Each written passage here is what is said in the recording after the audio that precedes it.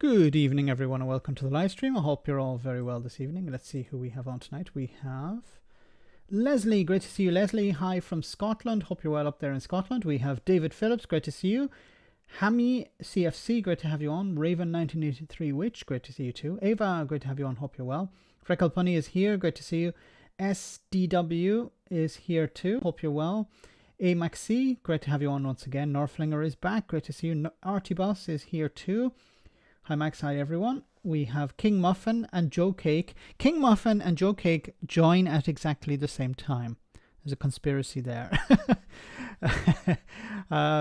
We have Stu. Great to have you on, Stu. Hope you're well. We have Wolf Pet is here. We have Mad Monk too. Great to see you. We also have Roisin Malone. Great to see you, Roisin. Hope you're well. I wonder if you've been following what's happening in Dáil Éireann today. There is a vote on the eviction ban. So there is a ban on evictions at the moment, and if it doesn't, it looks likely that the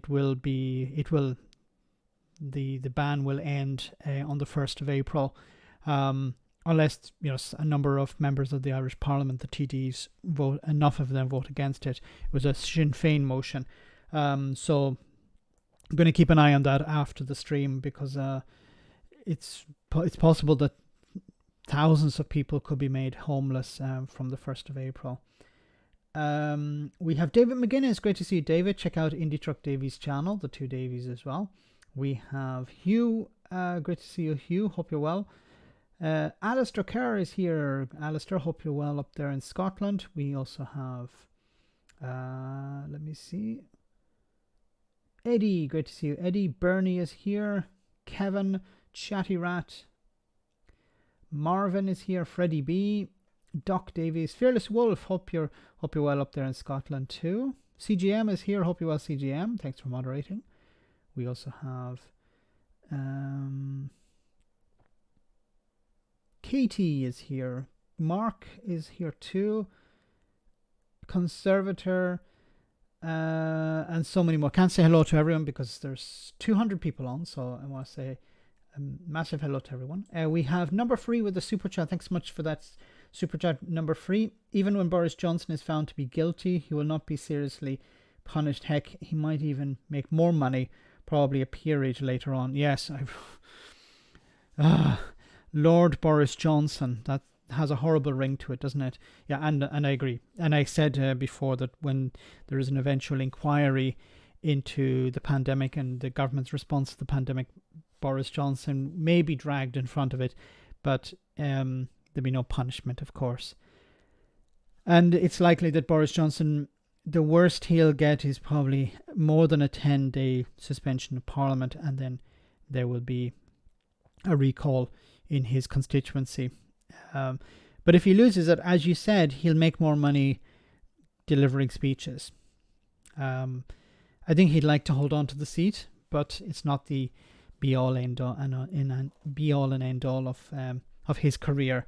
But it will it'll give Rishi Sunak a boost, and I think this is why they're having a free vote. Is it tomorrow? No, this week, sometime this week anyway. No, tomorrow is the is the Brexit one, is the Stormont Break vote, which has been presented as a vote on the Windsor framework, but in reality it's a vote on the Stormont Break. And well, we'll get into that later on. But yeah, he makes more money not as an MP than he does as an MP. And I think I get the feeling, I don't know if this is true or not, but I get the feeling that Johnson is sort of tired of being a politician. He wants to get back to writing articles, maybe for newspapers, writing a book, touring. He was never really cut out to be a politician, and I think he really just had it on his bucket list, which is quite depressing because you're supposed to be there as a public servant. You're supposed to represent your constituents. You're supposed to represent the country. You're supposed to be there to do what you believe is best for the country. Johnson was only there to do what's best for Boris Johnson. Thanks for that super chat. Anyway, do you want to read the summary of what's happened or is it here? No, here. The summary of today. Boris Johnson has said that he would never have dreamed of intentionally misleading the House of Commons over Downing Street gatherings as he published his defence dossier. He hopes it will exonerate him from claims that he lied to Parliament. The dossier contains very little, or it doesn't actually really contain anything different to what we already know. It's basically just Johnson saying, I didn't know that I misled Parliament. I didn't know there was a party. Nobody told me it was a party. The guy who wrote the rules, the guy who voted on the rules, and the guy who presented the rules every night to people in a press conference didn't know what the rules were, right? The former Prime Minister admitted that he misled the House of Commons by telling MPs that strict COVID rules and guidance had been followed in Number 10 at all times, but he said his comments were made in good faith. So I misled Parliament, but it was not intentional. What's funny about all of this is that when he eventually apologised, he went into the tea room and said, I did nothing wrong. So he lied also about apologising, it seems. In his submission to the Privileges Committee, Johnson says it remains a mystery to him that why he was filmed by the Met Police for attending... why he was fined by the Met Police for attending the birthday party gathering in the Cabinet Room on the 19th of June, but other people who were there were not. He says some attendees did not receive fixed penalty notices, so the police must have decided they were nevertheless had reasonable excuses for being there. What those excuses were, and why the police decided that I did not have one remains a mystery to me. So he's trying to undermine what the police did. As far as I know, everyone received a fixed penalty notice. Now, if you don't get away with a crime by saying, well, other people didn't get convicted. That's not an excuse. You were convicted. You received the fixed penalty notice. If you believe it was unwarranted, then take it up. Why didn't he appeal it? Why didn't he take it up with the Crown Court, with the Crown Court? Is it the Crown Court or whoever? I don't even know if they are appealable, but why didn't he try to appeal it? But he didn't. Johnson has said that he's very much looking forward to his appearance before MPs investigating whether he knowingly misled Parliament over Partygate. In a statement ahead of Wednesday's hearing, so this will be interesting tomorrow, hearing of the Commons Privileges Committee, the former Prime Minister said, I look forward very much to the committee session tomorrow. I believe that all the evidence conclusively shows that I did not knowingly or recklessly mislead Parliament. The committee had produced not a shred of evidence to show that I have. But you even said you did yourself. On the eve of Johnson's appearance before the Commons Privilege Committee, Labour confirmed its candidate to contest his Uxbridge and South Ruislip seat at the next general election, parliamentary election. The Uxbridge and South Ruislip constituency, Labour Party selected Danny Beales, to go up against the former Prime Minister, who was reselected as the Tory candidate for the seat. Will Boris Johnson hold on to his seat? I don't know. He could rally some support to him. It's interesting that Labour are not putting forward somebody who's really well known, which implies that they don't believe that they're going to win the seat. Johnson could hold on to the seat. I think at the moment it's not looking good for him, but there isn't an election taking place. And I say this often, be it on polling for Scottish independence or in general for a general election, until the election is being held, until the referendum is being held, you can sort of ignore polling. It generally narrows a great deal, in the run-up to the vote. Some other news: the Home Secretary has been accused of being dangerously complacent in tackling the major failings within the police service highlighted in the damning Casey review. and urged to suspend immediately all officers being investigated for domestic violence and sexual assault claims. How did these people get employed in the first place? This is something I really don't understand. Is there no vetting process? The the Shadow Home Secretary, Yvette Cooper, told the Commons that Suella Braverman's response to the 300-page report into the culture within the Metropolitan Police was a continuation of the hands-off approach at the Home Office that Louise Casey has criticised. Yeah, there's this idea that since 2011, there's a sort of hands-off approach. The Home Office doesn't get involved. They let the police sort of self-regulate, and this is the reason why you end up with situations like this. Blackadder was fiction. Well, at least Santa was real.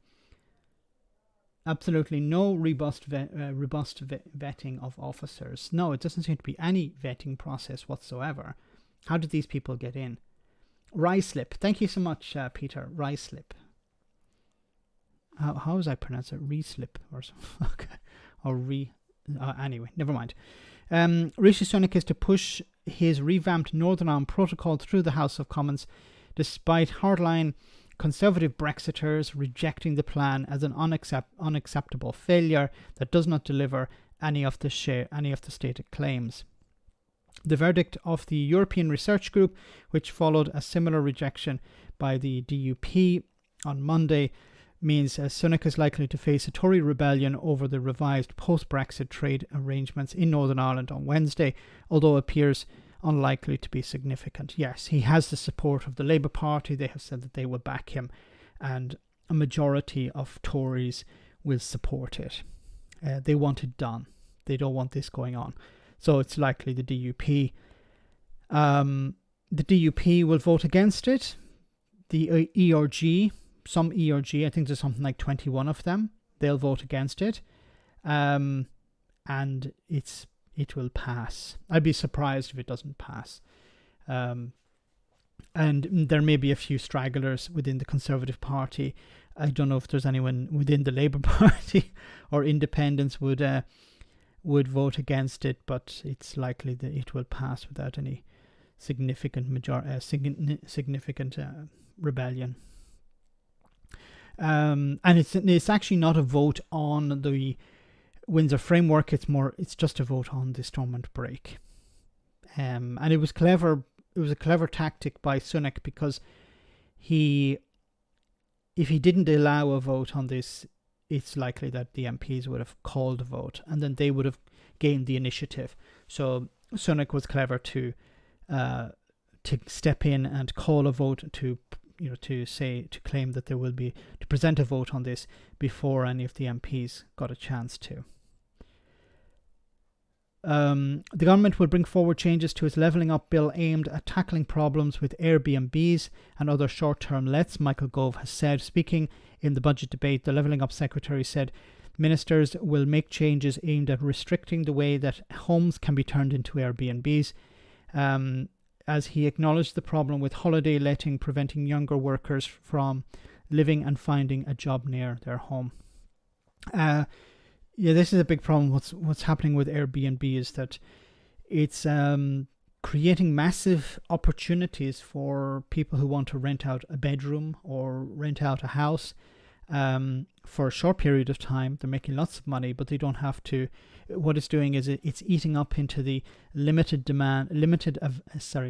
supply of housing when there's massive shortage of housing and people are not able to be able to find reasonably priced rented accommodation.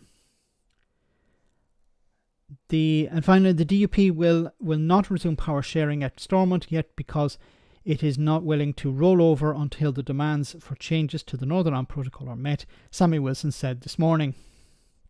Here we go once again. The DUP MP was speaking on Good Morning Ulster in response to a question from Colm Eastwood, the SDLP leader, who asked Wilson when the DUP would lift its boycott of the power-sharing executive. Without the DUP, it cannot function, and the DUP has refused to participate for more than a year because of its opposition to the protocol.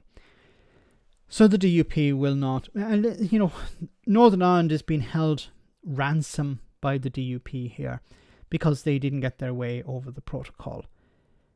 And they didn't get their way over the protocol because they didn't get their way over Brexit. Oh, Sammy, when will he learn? Once again, the DUP showing that they just don't give a crap about the people of Northern Ireland. They claim, yeah, this protocol is damaging the people of Northern Ireland, business in Northern Ireland, when in reality it's not. They are the ones who are causing the damage. Red Star, great to see you once again. Hope you're well. Johnson is lower than a weasel's undercarriage. What's that?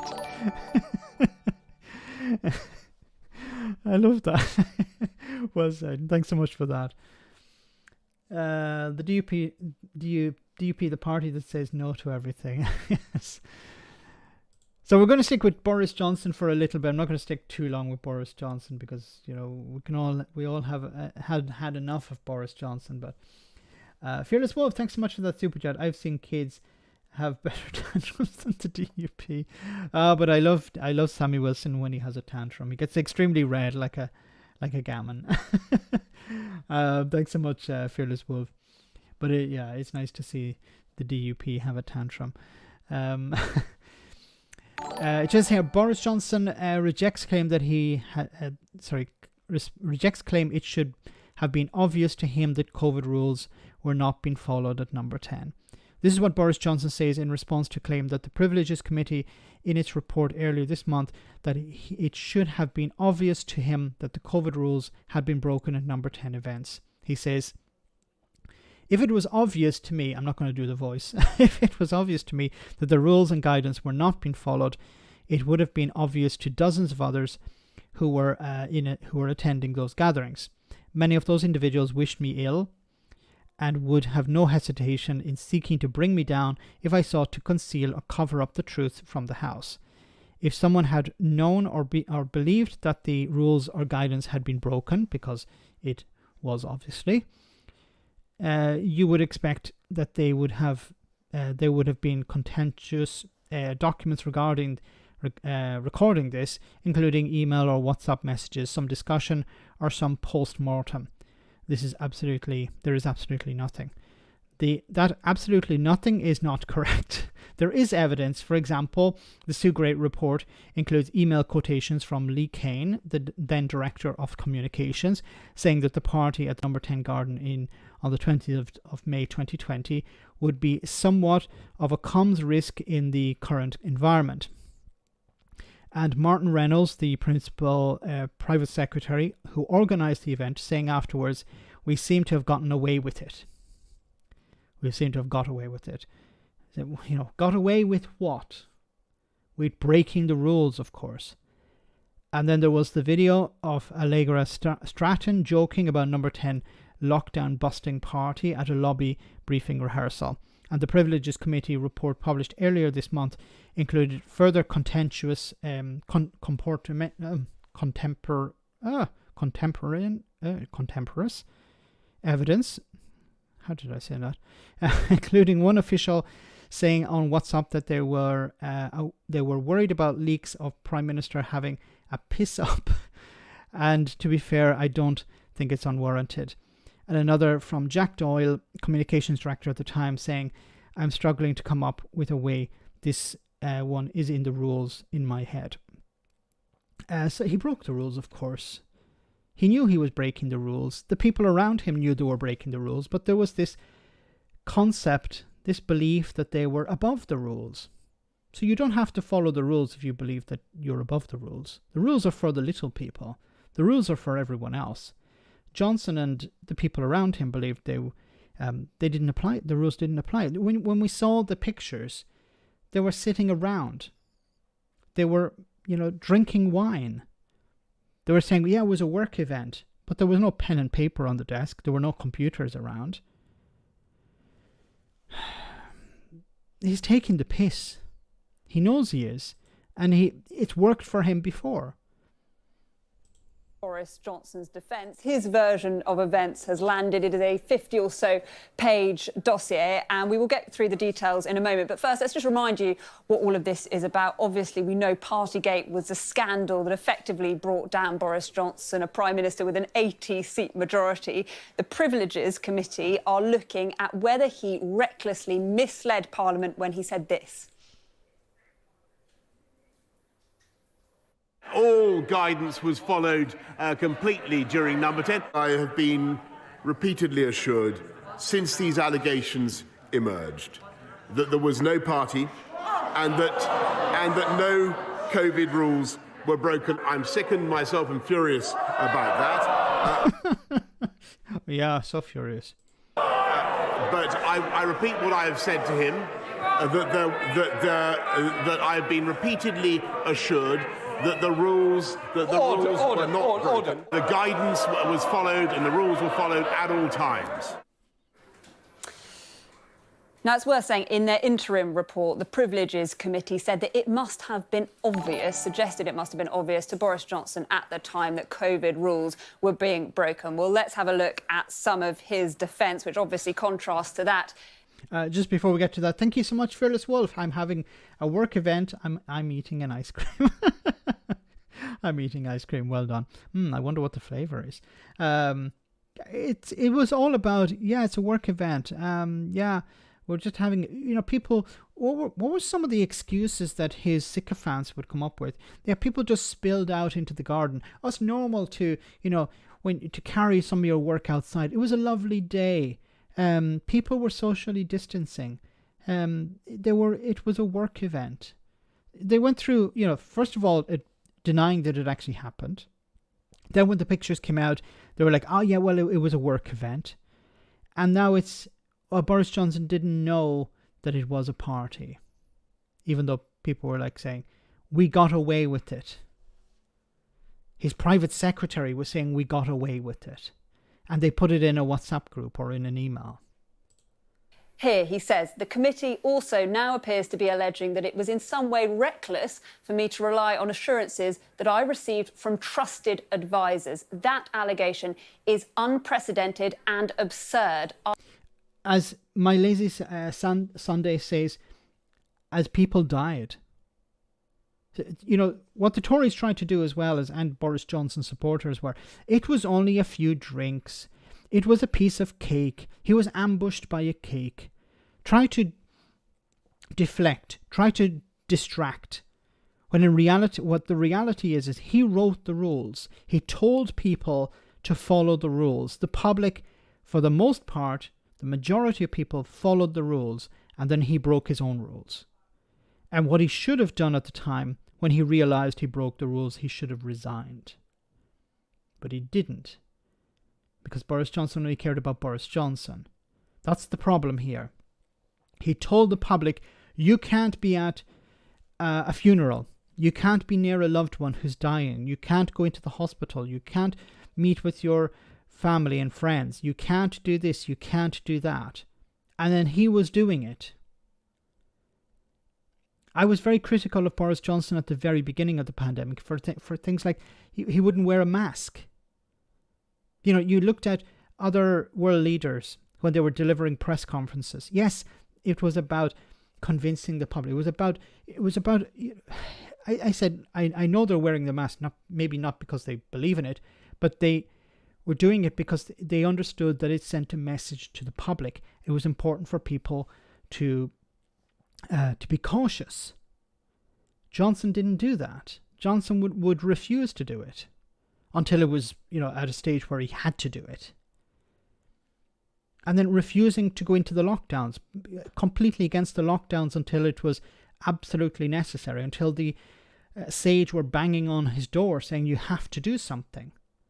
And then as soon as the numbers started to drop, out of the lockdown once again, because it was about protecting businesses, not about protecting the public. Because he was under pressure from Tory MPs who would have investments in property, or maybe donors who are landlords who were worried about their portfolios and worried about the bottom line, because they wanted people to be back into the cities, back in buying sandwiches, back in the office.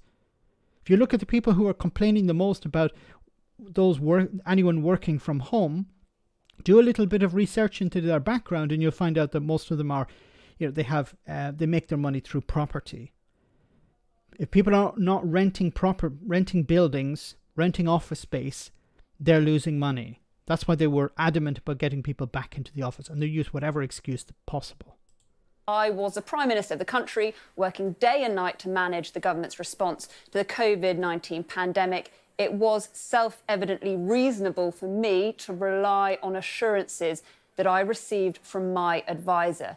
The suggestion to the contrary would have profound and debilitating implications for the future debate in the House and for the ability of ministers to rely on the advice of their officials when answering questions in Parliament. So I think Stanley says Bowler Hatman had a 3-hour live stream on it earlier, best described as the idiot defence. Yes, I didn't know what I was doing. Oh, I'm stupid. But that's not an excuse. you sort of get a sense of the tone from Boris Johnson here. He does seem quite angry. Really, the nub of his argument is that he wasn't warned, saying that he was looking to advice from his advisors. I'll read you a second bit. For the 18th of December 2020 event, I relied on assurances I had received from my advisors. And it is clear now those assurances were wrong. I don't believe that. Does anyone actually believe this? Boris Johnson is a compulsive liar, pathological liar. So, you know, if Boris Johnson says, oh, I was given bad advice, who are these people who gave you the advice? Present the advice that they gave you. Like, this is hearsay. Oh, I was given bad advice. People didn't tell me what I was supposed to do. I was telling the public what to do. Boris Johnson could have easily picked up the phone to Chris Whitty or someone and said, Chris, look, we're thinking of having a dinner tonight with some work staff. Is that okay? No, it's not, Boris. You're not supposed to do that. Oh, sorry, Chris. Okay, we won't do it. He couldn't do that. No. He speaks to Chris Whitty, probably spoke to Chris Whitty on a daily basis. He never thought of saying, Chris, would it be a problem if we had a do after work? Really? Didn't think of asking the experts, didn't think of asking one of his secretaries to ask the experts.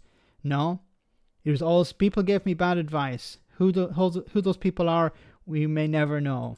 As Prime Minister, I am reliant on advice from officials. There is nothing reckless or unreasonable about that. I was focused on difficult decisions concerning the pandemic as well as other business that the Prime Minister needs to address. My diary is packed. Number 10 is a complex environment, and I was constantly in and out of the building. My knowledge of what was going on at any given time was imperfect and mostly... That's complete and utter bullshit. Again, my knowledge of the situation was imperfect. I'm in and out of the building all the time. You sit down with advisors at the beginning of the day and they say, this is what you're going to do today, Boris. If you're going to do a press conference, they tell you who you're going to speak to, how many questions you're going to answer, and what you can and what you can't say. What you could and what you should and you shouldn't say as well. It's all prepared for him. People seem to think that, or he wants people to think maybe, that the Prime Minister gets up in the morning, he wakes up in bed in number 10, he goes down and he goes, oh, okay, what am I going to do? I'll wing it. No, it doesn't work like that. Stu, thank you so much for that that message. Just wanted to say, Max, I love you all. Do all you do, and it's great to be part of your community. Oh, that's great. Thank you so much for that kind message. It's great to have you as part of the community, Stu. It was great to meet you. It was a couple of weeks ago now in London, so it was great to meet with you. Sorry it couldn't have been longer, but maybe there'll be another opportunity. Thanks for that. Very kind of you.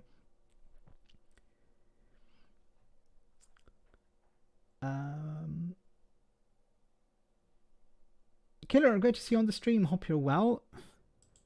Second hand. So that really, I think, goes to the core of Boris Johnson's evidence. Number 10 is a massive machine. He didn't know everything that was going on. It was the middle of a pandemic. He was busy. He was relying on advice from his advisors, basically saying he knows now that the rules were broken, but at the time he wasn't warned. He didn't do anything, basically, in bad faith. And that... Okay, well, that's enough of Boris Johnson. Look, we're going to hear about all of this tomorrow at the Privileges Committee, so let's see what he has to say then. And it's probably going to be more, not my fault, not my fault, not my fault. Okay, I want to move on to Brexit, guys, and the Windsor Framework. Sunak to push through Northern Ireland Brexit plan despite ERG rejection. So Penfold from the ERG was not a happy camper. Actually, I was going to show a video, but I think this is probably maybe better. Let me see.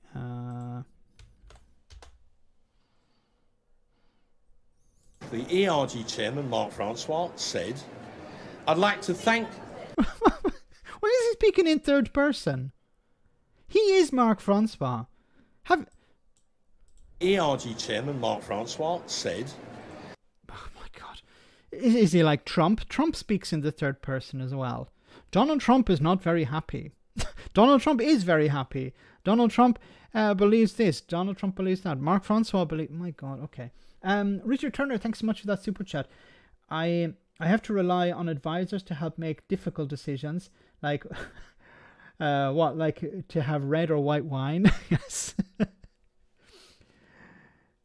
You know, and then you go... Then if you have to rely on advisors for everything, then means that you're not very good at making decisions, right?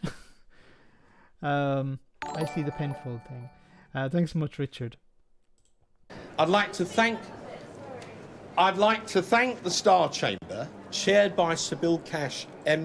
Sorry for the quality. I'm not sure what's gone wrong with this video. No, it's on high HD. The Star Chamber is the Star Chamber within the ERG is a group of lawyers. He's one of the Spartans, but then there's the Star Chamber as well, which is the lawyers within the ERG who decide whether whatever is presented in front of them is lawful or not, and then they just toss a coin in the air and go, okay, yeah, we'll vote for it. Keith Parker, thank you so much for that support, Keith. MP, and ably supported by Martin Howe KC, Barnabas Reynolds, and David Jones MP.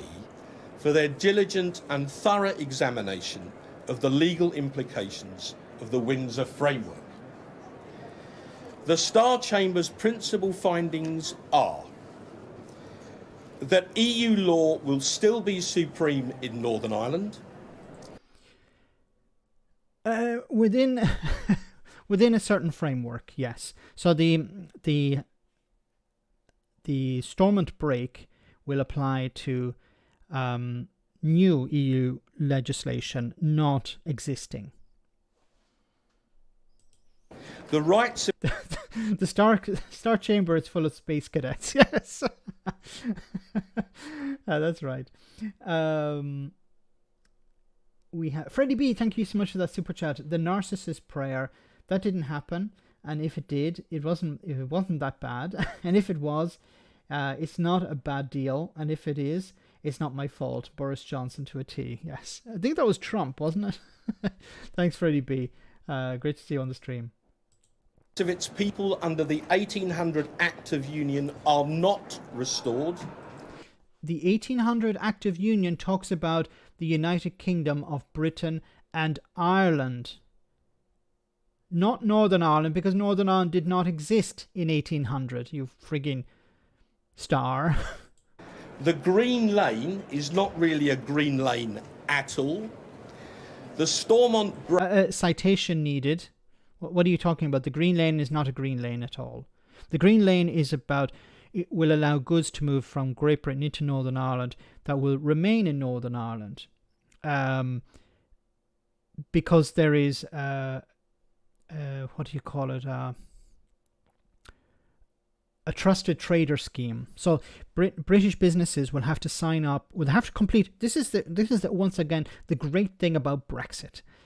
British businesses in Great Britain have to fill out more paperwork because of Brexit. if they want to sell into the EU, if they want to sell into Northern Ireland. So if they want to sell into Northern Ireland and avoid a lot of the checks, they have to follow a particular regime. This is the common the trusted trader scheme, where they have to complete the certain goods have to be to a certain standard. So they have to fill in a lot of paperwork to be part of that. And I think it's quite expensive. But the goods will not be checked. They'll go through this green lane. If goods risk going into the Republic of Ireland, they'll have to go into the red lane, where there'll be stricter checks. The Stormont break is practically useless.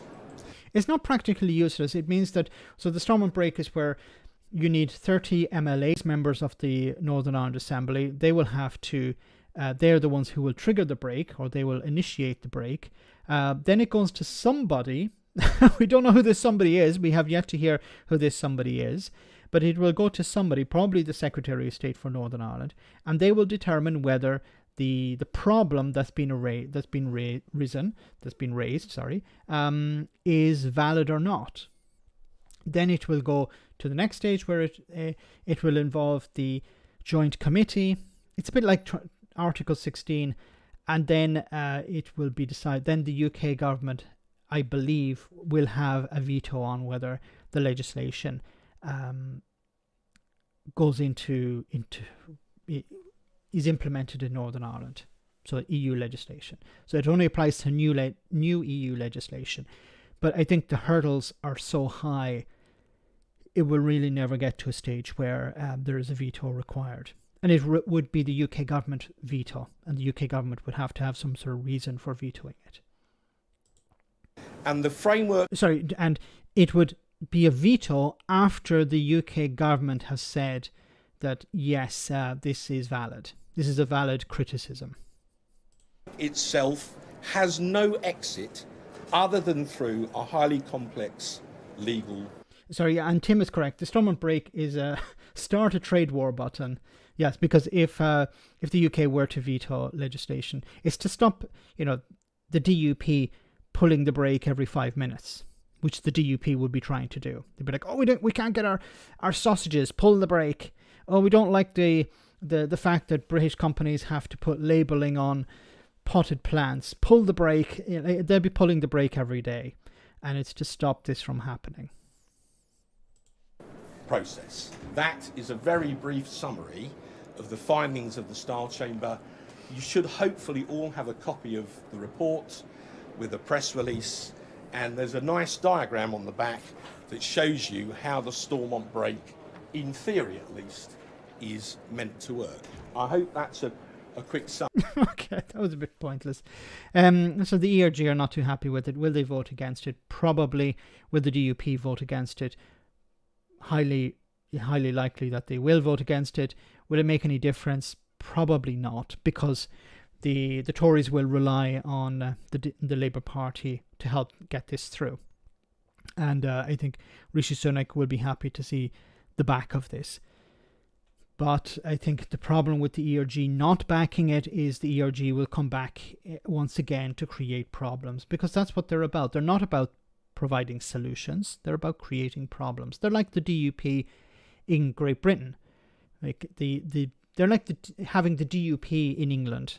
That's what the ERG are like. They're there just to create problems. They're not interested in solutions.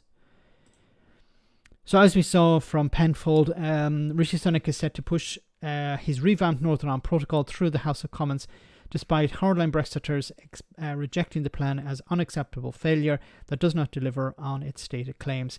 The verdict of the European Research Group, which followed a similar rejection by the DUP on Monday, means Sunak is likely to face a Tory rebellion over the revised post-Brexit trade arrangements in Northern Ireland on Wednesday, although it appears unlikely to be significant.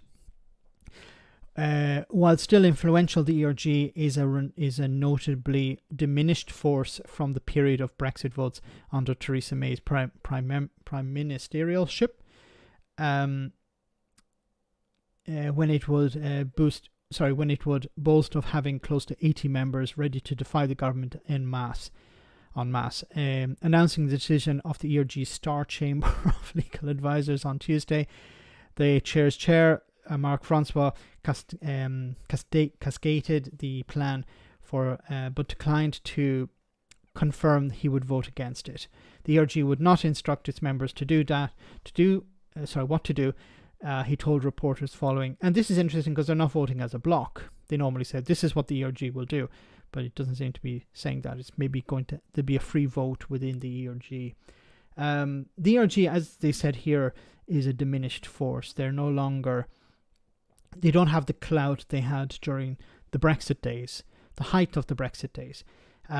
They understand that the public want to move on from Brexit. You still have people like Nigel Farage complaining about it, and a few people within the Conservative Party, but the majority of the Conservative backbenchers want to move on from Brexit. Red Star, once again, thanks so much for that super chat. Why does the head of the ERG have the most European sounding name? He should be wearing a striped shirt and beret. Yes, good point. Why does he? Marc Francois, like Nigel Farage. There are some other ones. There's a guy called French as well. I think he's a member of the ERG, or he was a UKIPper. Although there was a guy from UKIP called Gammons. So really, there was I don't know if he was a candidate for an MP to run as an MP, or he was a councillor, but his name was Gammons. I don't remember who his first name was, but thanks for that, Red Star. And great to see you back. I haven't seen you in a long time. Hope you're well. The ERG did not give information on its membership, but Conservative MPs estimate a rebellion will be likely to be fewer than 20 opposed the plan or abstain. And if they abstain, that's the best for Rishi Sunak. Asked how many Tories would actively vote against the government, one MP predicted, I wouldn't be surprised if it was only 4 or 5. So it's highly unlikely that this will be brought down. The DUP, once again, throwing their support behind the Tories, hoping that the Tories would pull them out of this hole. And Rishi Sunak handed them a shovel. Said, keep digging. Wednesday's vote vote is not to approve the entire plan unveiled last month by Sunak after talks with Ursula von der Leyen, the European Commission President. This introduces a green lane for the bulk of goods between Northern Ireland and the rest of the UK, as well as what is billed by ministers as an effective veto on EU legislation for the devolved Stormont Assembly. The decision for MPs is simply whether or not to approve the statutory instrument, a form of secondary legislation to implement the veto element known as the Stormont Break. It's not really a veto. In a sense it is, but it's a veto that will probably never be used because it'll never get to that stage. And as you guys said in the chat, it's more like a trade war button, so you don't want to really be pressing it. So what's more likely to happen is the DUP will try and garner 30 votes because the DUP have 25 at the moment. They could get the traditional unionist voice guy on, Jim Allister, who has 1, and maybe a few hardliners within the Ulster Unionists, maybe an independent if there's a few independents, and they might get to 30, and then they would say we're pulling the brake.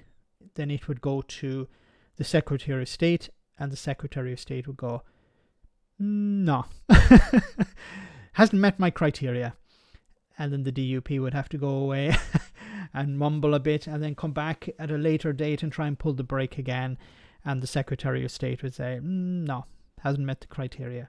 And until they'd have a Secretary of State on their side, and Chris Heaton-Harris, who's a Brexiteer, is not on the side of the DUP.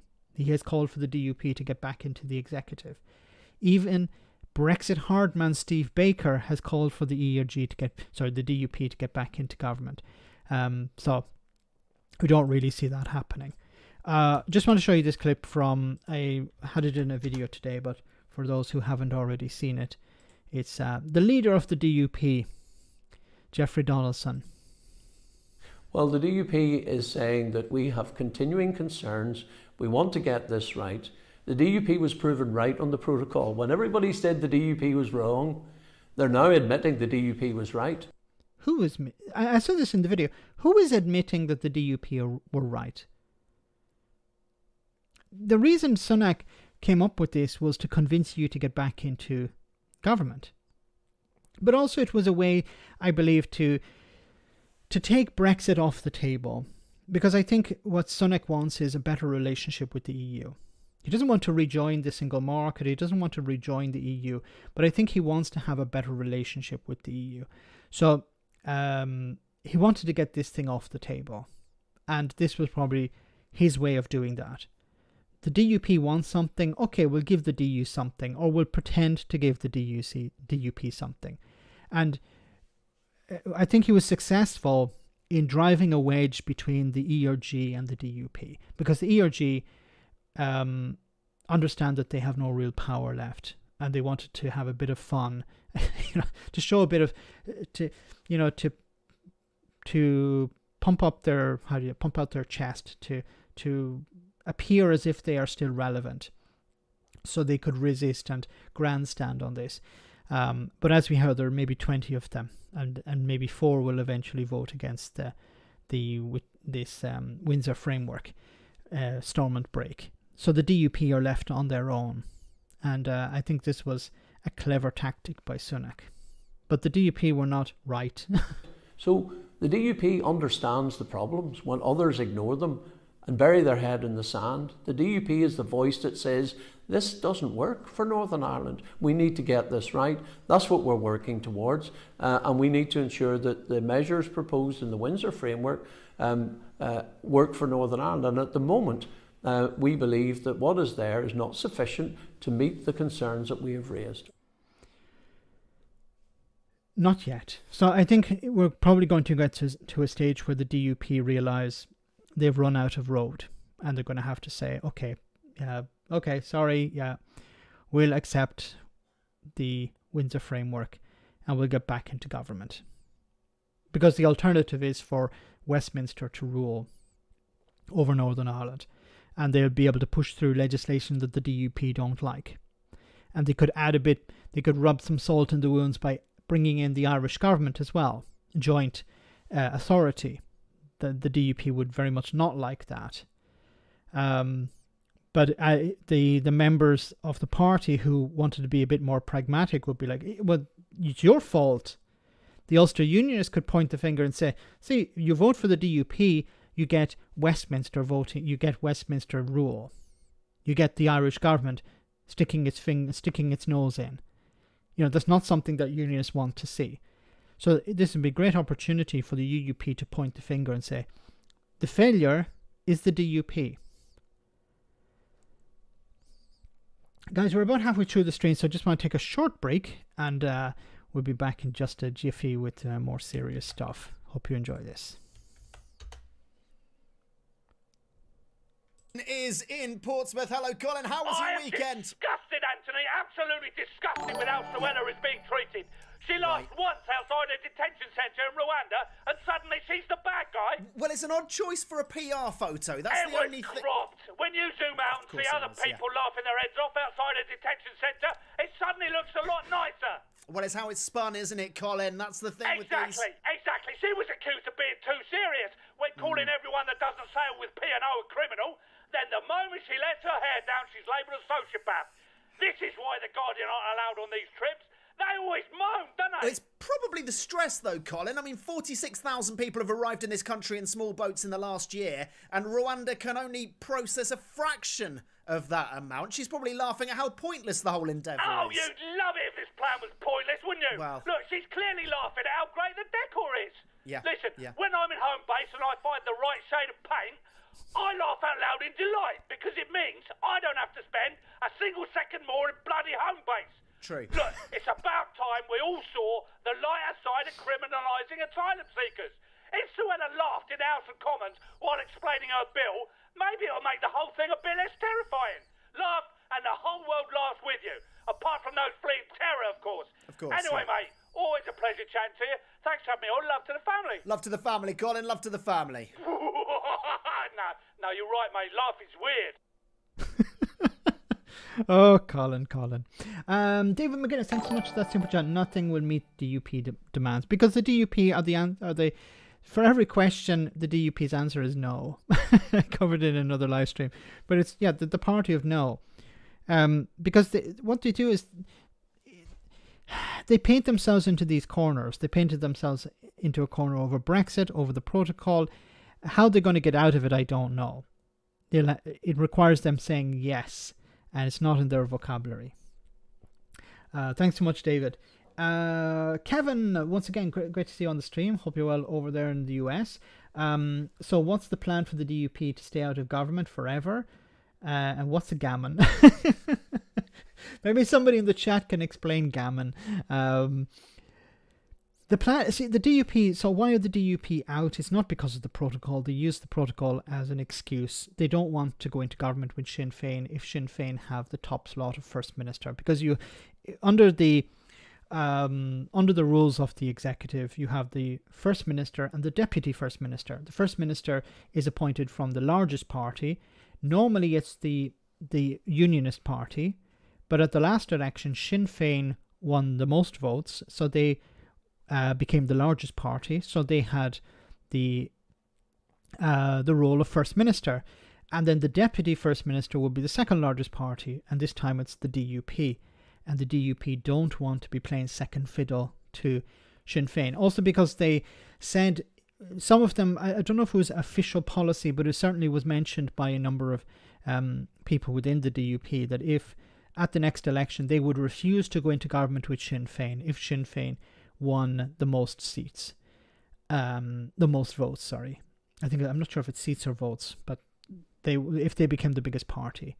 They said, no, they won't become the biggest party, and we wouldn't go into government with them if they became the biggest party. And then what happened? They became the biggest party. So the DUP had to scramble for an excuse not to go into government with Sinn Féin. So they said, it's the protocol. Yeah, the protocol. We're not happy with the protocol.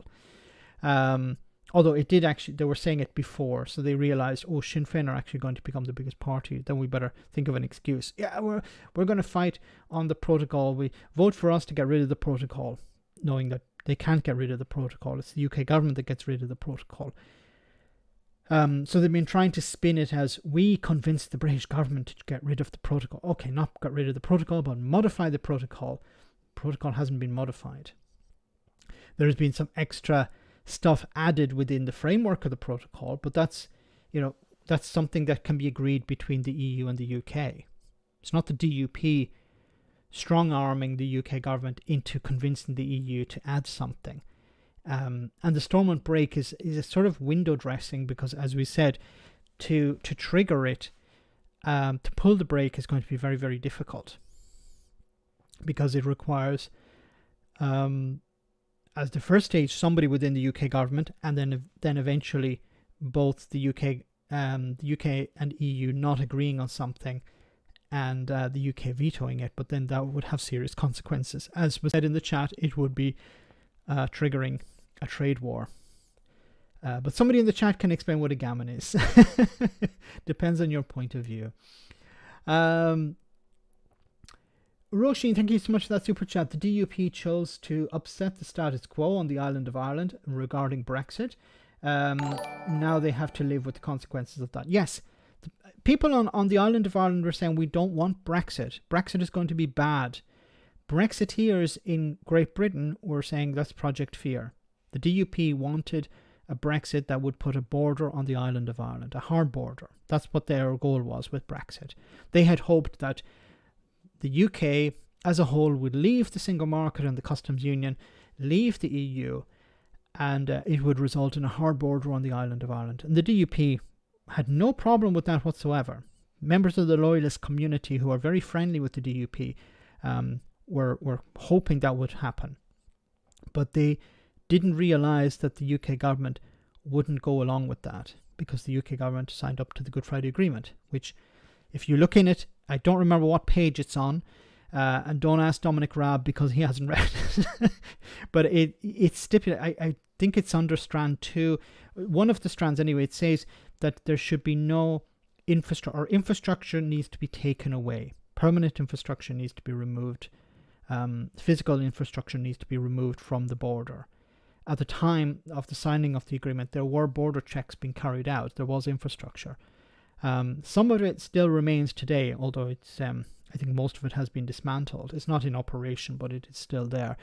But it's the idea that there would be no infrastructure on the border, so there would be an open border.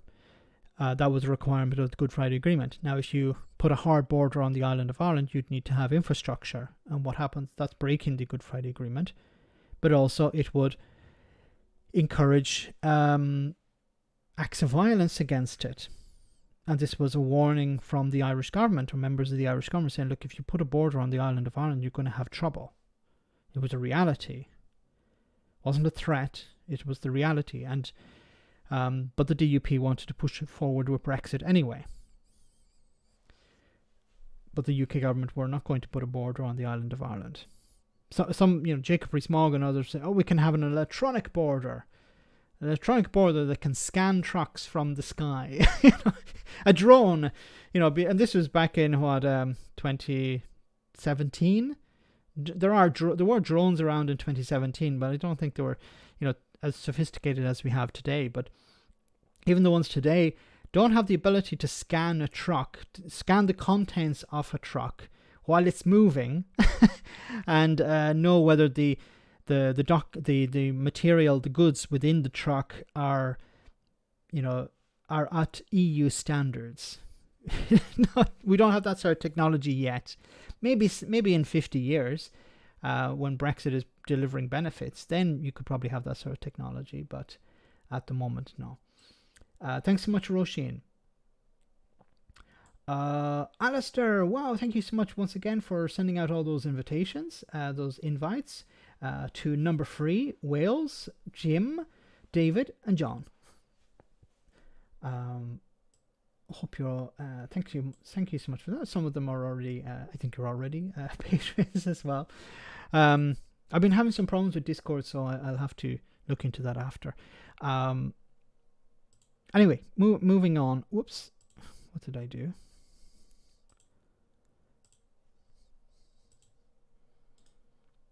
Yes, apologies for that, got a bit confused. Braverman accused of dangerous complacency in tackling police findings. So this was the Home Secretary has been accused of being dangerously complacent in tackling major failings within the police service highlighted in the damning Casey review, and urged to suspend immediately all officers being investigated for domestic violence and sexual assault claims. Yes, this is the minimum she should be doing, is suspending these people. The Home Office, the Shadow Home Secretary Yvette Cooper told the Commons that Suella Braverman's response to the 300-page report into the culture within the Metropolitan Police of a continuation of the hands-off approach at the Home Office that Louise Casey has criticised. In a statement that contained no detail of new action to be taken by the Home Office in response to the seismic report, Braverman said it was vital that the public did not fear a threat from the police themselves. Those who are not fit to wear the uniform must be prevented from doing so, and where they are revealed, they must be driven out of the force and face justice, she said. Cooper echoed calls for women's rights groups for all police officers facing domestic abuse and sexual assault allegations to be suspended, and criticised Braverman for her hollow response. I'm concerned about the Home Secretary's statement, that the Home Secretary's statement is dangerously complacent, she said. Astonishingly, there is no new action set out in her response. Simple words saying that the Met must change. This is a continuation of the hands-off Home Office response that Baroness Casey criticised in her report. Some of the issues raised after are particular to the Met because of its size, history, particular culture, where the Home Secretary and the Mayor are jointly responsible for oversight and where the Commissioner is responsible for delivering. But the report also raises serious, wider issues for the Home Office.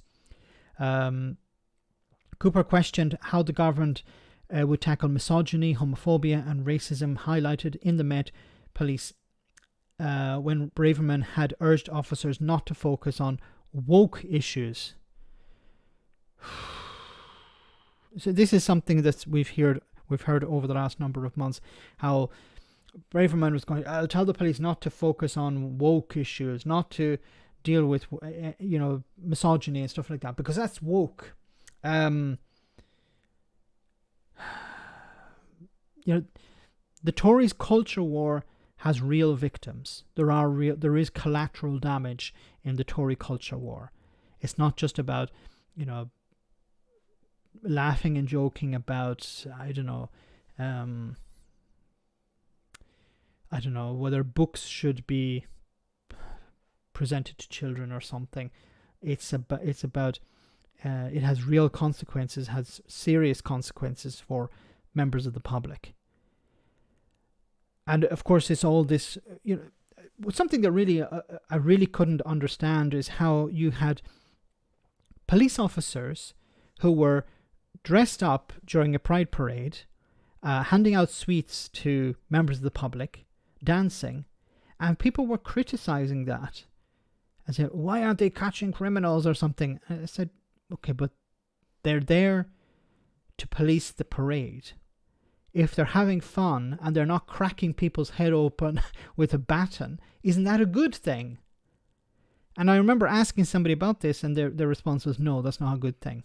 So you would prefer the police to be in riot gear, smashing people's faces in, than actually dancing and having a good rapport with members of the public. I think most people would like the police to have a good rapport with the members of the public, not to be, beating the crap out of them. Anyway, Cooper also asked the government to set out how they would address officers accused of domestic violence and domestic abuse and sexual assault in police forces across the UK. It's a disgrace that there are still not any mandatory requirements on vetting and training underpinned by law, that misconduct services are still too weak. Because what happens is people are allowed to come in. There's no vetting process, no sufficient vetting process. These people commit crimes within, and they have, of course, when they wear the uniform, it gives them a huge amount of power over the public. When you're in serious trouble and you see a police officer, what you do is you run to the police officer. You don't expect that police officer to abuse you, to put you in more danger.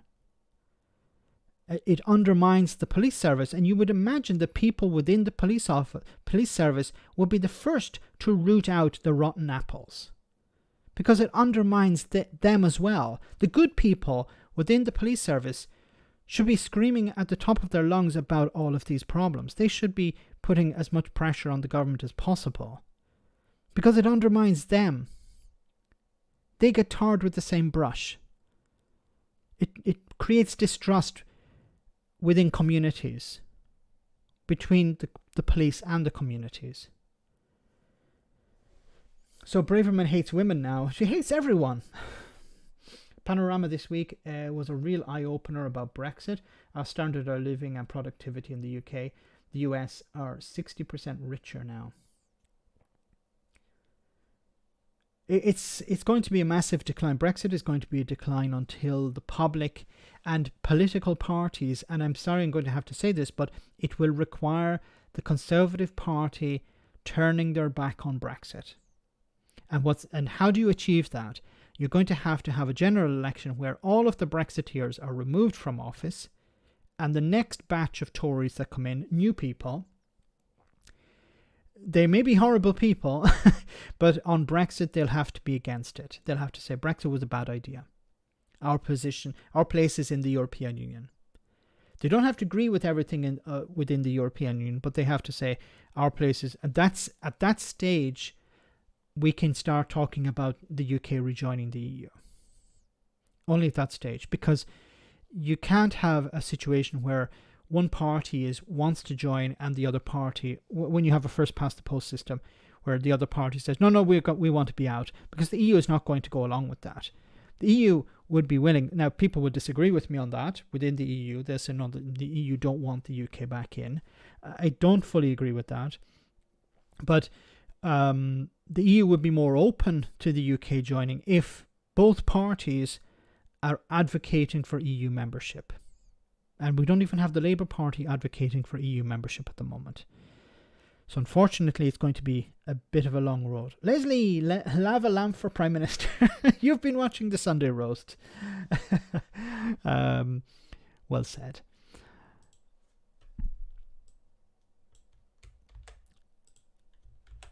But sticking with crime. You cannot separate the failings laid out in black and white today from the political choices that have led us here. The report makes clear there's been a hands-off approach to policing since 2011. This approach has been accompanied by haphazard cuts, people feeling that law enforcement's effectively been withdrawn from swathes of the country. Accountability has been destroyed, progress halted, and then slammed into reverse. After 13 years of Tory government, policing is yet another public service that is collapsing, no longer serving those who rely on it, sacrificed to a Tory hands-off ideology that has failed. And until we change course, we will carry on down this path of decline. Successive Conservative Prime Ministers have diminished the fight against crime and done nothing to reform the police. In short, they've been negligent. Okay. Not that okay. I'm not going to go into what Stormer is saying here, but he's correct. I just saw number 3 had posted something. Yes, there was a chilling account on LBC, James O'Brien, by a former police officer, underfunding, no investment, the usual suspects. Yes, you have austerity, so you have less money available for the police you have cutbacks on police services, and you don't have a proper vetting system. And if you don't have, you're going to allow bad apples to come in. You're going to see people who are using their position to abuse others. And you're going to see a situation where police officers are overworked and overstressed, and they leave the force. And you have years of austerity as well. So you have police officers who are burnt out, who say, look, the government don't give a crap about us anymore. They don't care about dealing with crime. They don't care about dealing with the creating an atmosphere where the public trust the police. So of course we're going to have these sorts of problems. David McGuinness, we have Freddie B once again. Thanks so much, Freddie. Just make sure I didn't miss anyone else. Freddie, thanks so much. A concert of guards were giving directions to buses. The crowd started parroting the instructions back. It was hilarious. The crowd didn't get rowdy. That was good. So it's good that if there is a bit of banter between the police and the public, but as long as it doesn't get too serious, that's great. Thanks so much, Freddie. It's a nice story. Sir Alpa, spot on, Mark. Thanks so much, Chris, and great to see you on Discord. Hope to see you later. I was going to do a video on Scotland, and I'm really hoping just to get past the leadership contest, because it's a bit depressing, frankly. I really wish Nicola would come back. Can we get Nicola back again? Say, look, all is forgiven. Please be First Minister again and leader of the SNP, because I really fear what's going to happen is unless they get a good candidate, somebody who can unite the party, is going to implode, and you're going to see people abandon it for Alpa. And this is going to damage independence. I think, independence is more than the SNP, of course. But I think a strong party that's delivering for the people of Scotland through the SNP is a good promotion of independence, because we've said this is what we could have. This is what we have, but we could have more than that. But if they just see chaos, if they see members of the SNP at each other's throats, if they see disunity, I think it doesn't turn people off independence, but I think it damages the brand somewhat. And once again, I know that independence and the SNP are not the same thing. and I don't like linking the two in that way, but I think a lot of people are upset and a lot of people are disappointed with the S&P over the last number of months and the last number of weeks in particular. Thanks, Chris. We also have David again. Thanks so much, David. Brexit was bloody madness. Sad reflection on the corruption in the UK press and political classes. Yes, it was about creating a situation where the rich get richer, but in order to get that across the line, they need to convince racists and bigots to come out and vote. They need to convince they need to gaslit the public. They need to convince the public that immigration is the biggest problem facing Britain, facing the United Kingdom. If we leave the European Union, it will fix all our problems as well. And this is rhetoric you hear all over Europe as well. Not so much now, since Brexit. Britain was warning, but it definitely was before Brexit. You know, here in Italy, I remember hearing how parties were saying, yeah, if we leave the EU, we'll be able to sell more, we'll be able to be richer, people will be able to, farmers would be able to plant what they want, and there was all the same sort of rubbish that was being sold to the public in Britain. But the difference is the media. The media, you have a right-wing media and Rupert Murdoch-esque media as well, but the state media was much more robust in providing the difference between fact and fiction. And I think generally now what we're seeing is political parties in Europe, even on the right, even in the far right, understand it's actually better to be in Europe. We want to be in control of it. We want to be directing Europe, moving it in the direction we want it to be, but most parties want to be in Europe. Brexit was a massive wake-up call. Thanks, David. Richard Turner, once again, thanks so much. When you need 20,000 more police, standards fall. Yes. When you want something but you don't want to invest the resources necessary, that's what happens. We just need to bring in people. We don't care about the process or whether these people are right or not to be in uniform. Unfortunately, yes. I think it's another issue with the Tories with not standards but targets. They have all these targets. We need to reach these targets, and what happens is, shortcuts are made, cutting corners are made, and it results in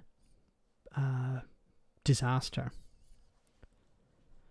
Ayrton Senna is trending on Twitter for some reason. Is it his anniversary? Yeah, I think so, 1993. Wow. I remember watching, some people maybe fans of Formula One. I used to be a fan. I remember watching the Grand Prix in Imola. That was a difficult day. Moving on. Heard from this was a report from the BBC, and this was a great report from the BBC about the cost of living, and they asked Rishi Sunak about to reflect on the situation a family is going through because of the cost of living, and have a listen to his response. Panorama heard from a lady called Nikki in Cornwall. She works as a carer. She's on £10.50 an hour, and her kitchen is in darkness this week. She can't afford a light bulb for the kitchen until her daughter gets paid next week. And she's working in social care. It's hard to believe that's the UK in 2023, isn't it? And you were the Chancellor, you've been Chief Secretary to the Treasury, now you're Prime Minister. I mean, your fingerprints are all over this economy, aren't they? Well, I'm really proud that one of the decisions we make. When you hear that somebody can't afford a light bulb. I'm proud when you talk about social care. I'm actually proud that one of the things we did after I became Prime Minister was make some difficult decisions elsewhere. For example, decided to tax the profits of the largest companies more, given. It's like he's like Therese Coffey almost. Not as bad, maybe. He's as disconnected as Therese Coffey, but it's very important when... Well, we'll get to the point in a moment. Let's get to the point and then I'll make it. Given the circumstances we're in. But when you hear somebody can't afford a light bulb... Well, if you just let me explain what we're trying to do to help, and we're using that money to help people in those circumstances. We're actually putting more money into social care, in particular.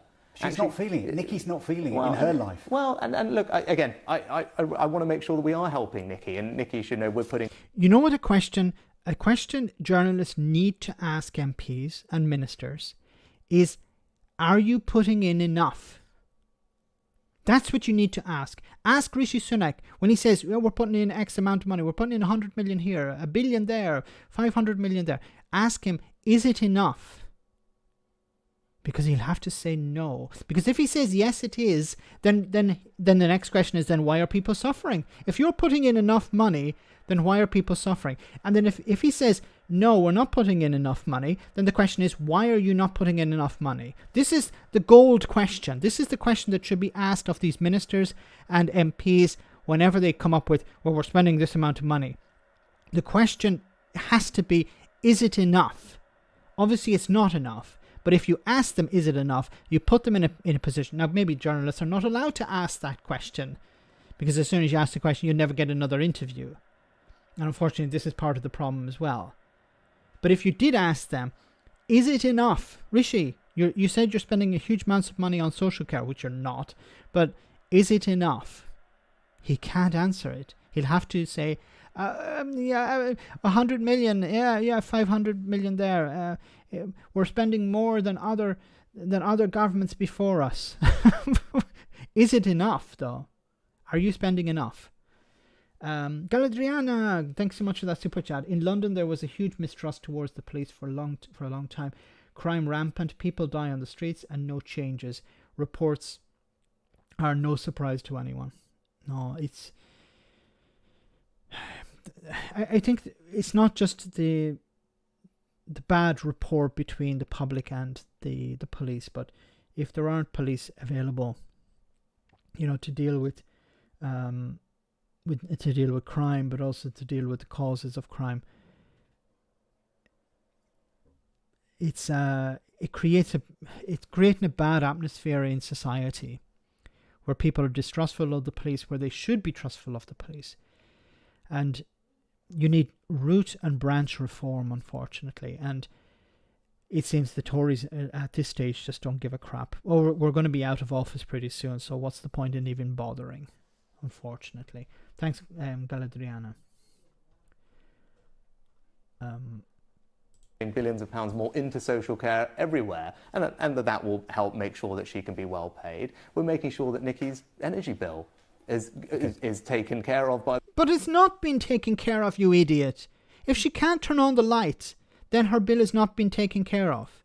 She said in the report that she has to wait for her daughter to be paid, and then they can say, okay, now we probably on a prepayment meter. That's probably, it's like, we can't have the lights on. We only have like £1 left in the meter. I'm not trying to pick on millionaires here, but Rishi Sunak is so disconnected. He probably doesn't understand. It's like, well, why don't they just top up the meter? But they don't have the money. What do you mean they don't have the money? And maybe just go down to the cash machine. No, but they can't do that. There's no money in the bank account. Can't they sell an asset? Can't they call in a favor? Something. That's what I'd love to. I'd love for him to try, and I would love for somebody to ask him to give people advice. It would be epic, crash and burn. I know it would be horrible, but it would be in a sort of way beautiful to watch. Him trying to give people, like Martin Lewis. Martin Lewis is a millionaire, but he gives people advice because he understands. But can you imagine Rishi Sunak trying to give people advice on how to save? Sell a few assets, sell a few stocks.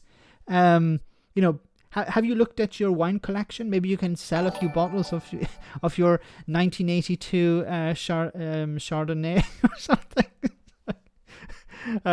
Have you some art that you could get rid of?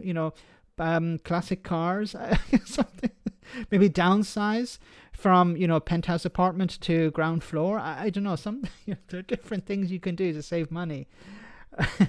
Maybe Sir Ron Venti, we could ask him about that. Max, how many Tories will be left after the general election? That's a very interesting question, Alistair, and thanks for that super chat. It could be very few, but I don't believe the polls, because some of the polls are really out there, and they said that the Tories would end up with fewer seats than the SNP. So the SNP would be the official opposition. That would be amazing to see. Can you imagine? It'd be the first time probably in history, of course. The official opposition is the SNP. No, I think they'll end up with probably less than 100, or maybe around 100 seats. The Labour Party will have a massive majority. But what I hope is when the Tories are removed, they will go away and think about what they've done and come back with a half decent party. I'm not expecting them to be good politicians, but at least a half decent. There are some reasonable people. Simon Hoare, for example, a Tory MP. I know I'm going to get a lot of hate over this, but he's actually a decent enough MP. I know he's voted for some really bad policies, but I've looked at him when he's speaking about Northern Ireland, for example, and he's not a Brexiteer. He's not a headbanger. He understands what's going on in Northern Ireland, and he understands what's necessary for Northern Ireland. And he was one who said, businesses in my constituency would love to have something like the Northern Ireland Protocol. So I'm not saying that there are great MPs. There are not as bad as the rest MPs within the within the Tory party. So some of them may hold on to their seats, but the headbangers have to go. The Nadine Dorries, the Boris Johnsons, the Jacob Rees-Moggs, the Mark Francois, they all have to go. And after the next election, maybe you'll have some more reasonable people come on board. But as I said, if the UK wants to rejoin the EU, the next batch of Tories will have to be pro-European. The government to the tune of about £1,500. That's really helpful. For those on the lowest pay, they're going to get about £1,400. And for those on welfare, for example, and again, don't know Nikki's situation, I don't know whether she's on universal credit or not. If she was, she's going to receive direct help this year, £900. In the meantime, Nikki's... £900 for the whole year? Is that enough, Rishi? That should be the question. Do you think £900 is enough? Could you live on £900 extra a year? Would it make a difference to... Well, of course, it'd make no difference to him, but if you were on universal credit and you got an extra £900, would that make a difference to you, do you think? He's using a food bank. I just wonder whether you agree with what Lee Anderson, he recently promoted within the Conservative Party, when he said anyone earning 30 odd grand a year, which most nurses are, using a food bank, they've got something wrong with their own finances. Do you agree that those people have done something wrong themselves? Well, I think it's incredibly sad that anyone has to use a food bank. It's incredibly sad that anyone under our regime has to use a food bank. That's like, an arsonist turning up where they're planting trees and saying, isn't it terrible that people burn down forests? Well, I'm just explaining. I think it's incredibly sad that anyone has to use a food bank, and I wish they didn't. But while they do, I'm very grateful to the people who run food banks for the help that they He's not answering the question. He's trying to distract here. Provide. But the best way for me to help people, whoever it is, whether it's Nikki or others, is to make sure that we're reducing inflation. And then they... But you're not into reducing inflation. Isn't it so convenient that last year... Now, inflation really has nothing to do with us. No, it's not our fault. It's Putin, war in Ukraine, other stuff. It's nothing to do with us. And then this year, see, we've reduced inflation. Aha, aren't we great? Look at your actions in the budget last week and they'll think, hang on a minute, in the budget, you gave a big tax boost to some of the richest people in the country. And there we go. It's about protecting his peers. His peers are multimillionaires and billionaires. That's what it's about. It's not about helping ordinary people. Ordinary people can go to the food bank. Ordinary people can go to the warm bank. Ordinary people can go and get some, go to the loan shark to help pay the bills. That's the solution that Rishi Sunak wants people to take. And once again, the question should be, is it enough? And the fact that 30p Lee Anderson was talking about how nurses can't manage their finances. Lee Anderson claimed expenses of about £180,000 last year. And Lee Anderson is on at least £84,000, probably more when he's not a minister. So he's on £84,000 a year.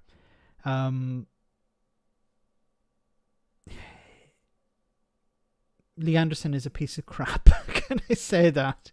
But we already know that. I just want to show you a quick clip from another interesting individual.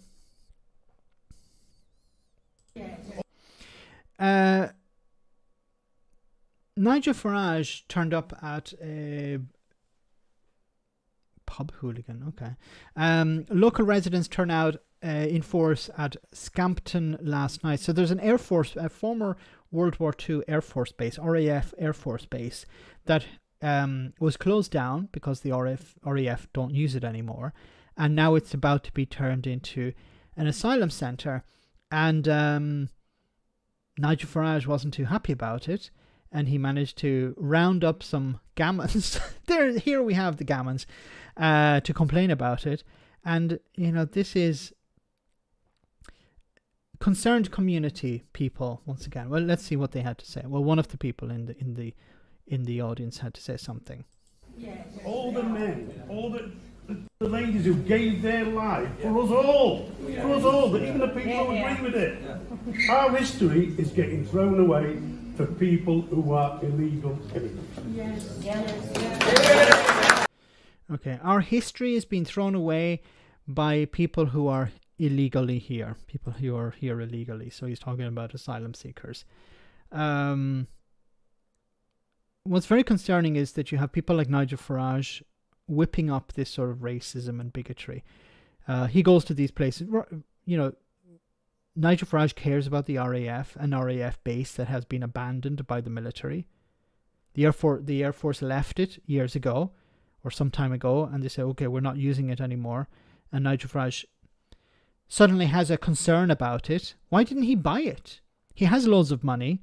He has friends with lots of money. Why didn't they buy it and turn it into a museum if they were so concerned about it? No. They're concerned about it now that asylum seekers are going to be put into it.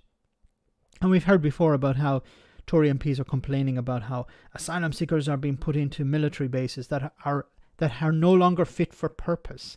The British Army aren't using them anymore because they're dilapidated, and it's somehow offensive to the military, to veterans, to put asylum seekers in a dilapidated barracks. They're not angry that asylum seekers have been put in a dilapidated building. They're angry that it's somehow offensive to the military and veterans to put asylum seekers in these buildings, because it's for soldiers, shouldn't be for these people. People scare me these days. I'm sorry, that's 91 Leeds. These are the people who will come out and vote. That's why it's important young people and non-gammons, be elderly people, younger people, middle-aged people, whatever, they come out and vote. Because if you don't vote, these people will vote. Freckle Pony, thanks so much for that super chat. Using the logic of Neanderthal. The missing thing. I love this. MPs on £86,000 should be able to make do and not claim expenses, like Anderson himself, of course. Yes, of course, he doesn't claim any expenses, just 180,000. And of course, if you're an MP, well, if you're in the House of Commons, you get free meals, pretty much. I think it's I don't know if it's free or it's discounted, massively discounted anyway. So you don't have to pay for a lot of the things, even though you are on a significant amount of money. And you can claim expenses, related to your work. You can also claim expenses that are not directly related to your work. So if you're in the House of Commons, you can get a subsidized meal. You get subsidized accommodation. You get subsidized transport. So, being an MP is not like being a nurse, where a nurse has to pay for fucking parking. I was trying not to swear there, but it came out. In England, NHS nurses and NHS staff have to pay for parking. MPs don't have to pay for parking. Wish somebody would bring that up with 30p Lee. Thanks so much, Freckle Punny. They stopped it during the pandemic and then they brought it back again. We're almost over, guys. Almost at the end of the stream. I just want to cover this. To be here. Well, no. Let's leave her. We know enough. We've heard enough from her all week. So we'll stop the stream at this stage, guys, because it's over the time as well. So before we go, I want to say thank you to everyone who came on. Thanks so much for all of your support. Thanks for the super chats, and thanks to the moderators for doing a great job. On Friday we have another stream, and we're looking about some interesting guests for the Sunday roast. Maybe Phil from a different bias. I have to check in with Alex about that, but we'll keep you posted. So don't worry, I'm not going to show you Suella Braverman. I was going to do a response to this, but it's we've probably already seen it. Before we go, we have a one for the road, of course. And thanks once again for everyone who came on, and thanks for smashing the like button. Hope you enjoy this. One photo from the Home Secretary's trip to Rwanda this week is causing controversy. That photo was doctored. In what way? It cropped out the other people the Home Secretary was sharing a joke with. Can you share it with us? No, because we're still before the watershed. Is laughter not a bit insensitive? No, she's one step closer to achieving her dream of seeing migrants being flown to Rwanda. She deserves a bit of a chuckle. Is there not a contradiction at the heart of this plan? In what sense? Well, you're telling people that if they try and claim asylum in the UK, they'll be deported to Rwanda. Yes, if people are people trafficked here, then we'll punish the people traffickers by people trafficking the trafficked people somewhere else. And yet Suella Braverman made great play of how nice the homes in Rwanda were. She even complimented the decor. Well, you should see the wallpaper in her office. She ended up with all the scraps Boris got rid of from number 10. I mean, anything's better than Theresa May's taste. So is Rwanda meant to be a deterrent or not? Yes, a lovely deterrent. We're saying to people that if they try and come here, then we'll send them to some lovely homes over there instead. So you're threatening them with a nice time. No, it's a deterrent, but a pleasant one. A platerrant. Are you sure it's pleasant? A report published only this week is very critical of Rwanda's human rights record. For example, it says, and I quote, "Conditions are generally harsh and life-threatening in unofficial or intelligence service-related detention centres." Ugh, who wrote that? No doubt some lefty liberal wokies from Amnesty International. That was the US State Department. And we take what our friends and allies say very seriously, which is why we want to make it clear that we don't want to send anybody to Rwanda. You just said it was pleasant. None of this makes any sense. It's not supposed to make sense, is it? It's supposed to make people on both sides angry. What? Yes, our side gets to think that we're being tough, but when it inevitably gets struck down by the Lords or the courts on human rights grounds, we can say, well, we tried to do something, but those pesky judges wouldn't let us, right? And all the lefty lawyer types get very publicly het up about it too, which helps us out because, well, our voters find them very annoying anyway. So you're saying it's all a publicity stunt. Suella Braverman doesn't really want to send refugees to Rwanda. Oh, no, I'm pretty sure she does. So hang on, is she a true believer in this plan, or is she a cynical politician using it to whip up division? Why not both? Thank you, Minister. Next up, as another damning report is published into the Metropolitan Police, we ask, how many bad apples would you have to find in a barrel before starting again with a fresh barrel? And would you trust Suella Braverman to be involved in selecting the new apples? No, I would not. So guys, thank you so much for coming on. Thanks so much for the super chats. Thank you for your support.